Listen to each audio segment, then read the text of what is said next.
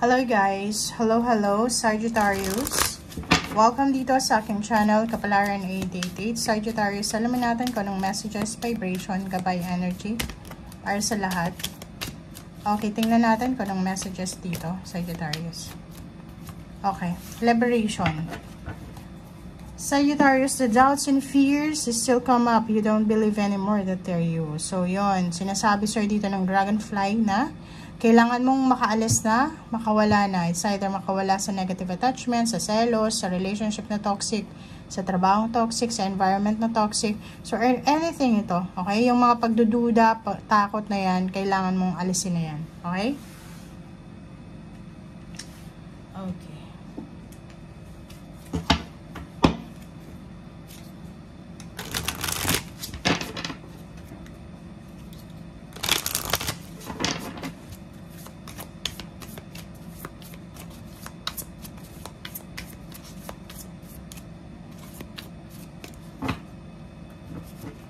Okay, next card is nature.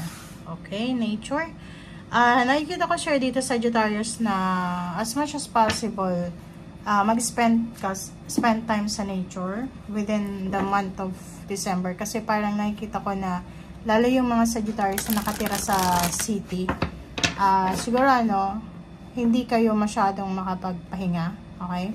Sobrang busy, sobrang hectic ng schedule.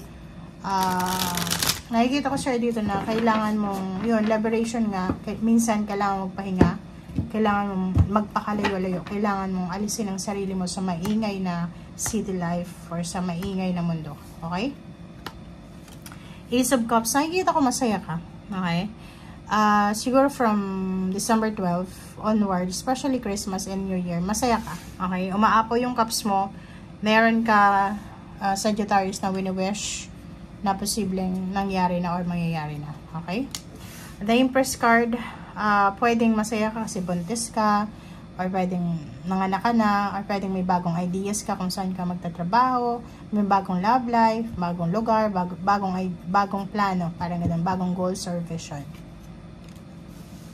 Five of Cups, isang tao yung posibleng nangihinayang sa'yo. Okay? Nangihinayang siya, siguro ginawan ka niya ng masama, or ginawan ka niya ng hindi maganda. Okay? Six of Pentacles. Nakikita ko yung balance dito. Balancing salapi. So, yung money natin dito is walang masyadong problema. Kasi parang namamanage mo ng maganda, ng maayos yung pera mo. Nakikita ko rin sa'yo dito na maganda yung buhay financial mo. Kasi alam mo kung saan mo dadalhin ito. Okay? Parang, yun nga, may mga bago kang plano, bago kang vision, bago kang idea. So, nakikita ko na masaya ka naman. Okay? The Emperor. Emperor card. Nakikita ko share dito yung stability. Okay? Pwedeng may Sagittarius na naghahangad ng mataas na sweldo, mataas na posisyon sa trabaho. And possible ito na mangyari. You will be very, very strong in terms of money. Diba? Yung parang mararamdaman mo na maayos yung pamumuhay. Parang, magaan yung pamumuhay. Okay? Three of Wands. If you're searching, looking, waiting for someone, for something, alisin mo yung takot mo. Okay? Yan yung sinasabi, yung pagdududa, yung takot, alisin natin. Naghihintay ka ng kontrata, naghihintay ka ng travel plans, visa, or kung ano pa man. Alisin mo yung takot mo. Okay? Yung iba sa inyo dito, may Sagittarius na nakafocus lang sa trabaho. Parang inuubos niya yung oras niya para sa pagtatrabaho. Comment down below if you resonated. Six of Swords. Nakikita kong mayroon ditong Sagittarius na magta-travel. Magta-travel siya kasama ang buong pamilya, lilipat ng bahay, or pwedeng uuwi sa kanilang probinsya, sa kanilang bansa. Meron ditong Sagittarius na aalis sa maingay na mundo.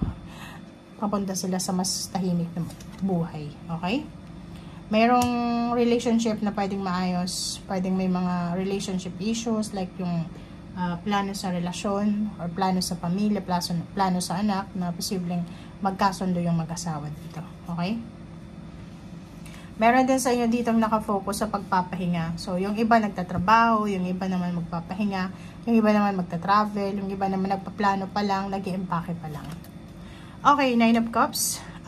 May okasyon. So, since it's Christmas season, so nakikita natin yung left and right na okasyon, Christmas party, events, happenings, parang ganun. Okay? The World Card 21, nakikita ko share dito na December 21, pwedeng merong masayang okasyon na posibleng imbitado ka or pwedeng may masayang okasyon na involved ka. Good news, mayroong balitang matatanggap yung iba sa'yo dyan from far or near places. It's either yung visa na hinihintay mo, yung lump sum of money, or kung ano pa man, ay posibleng dumating na.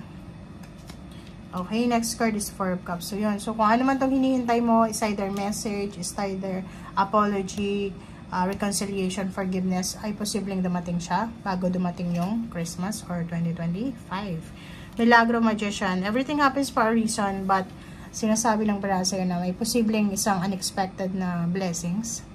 Baby. If you're gusto mo ng baby, new job, friendship, or kung ano man ito na gusto mo, ay posibleng dumating sa'yo. Page of Cups, friendship. Pwedeng may bagong individual na papasok sa buhay mo para makipagkaibigan, maging partner, maging kausap, parang ganon. So, comment down below if you resonated. Oh, diba? So, nakikita ko yung water sign energy dito sa Sagittarius.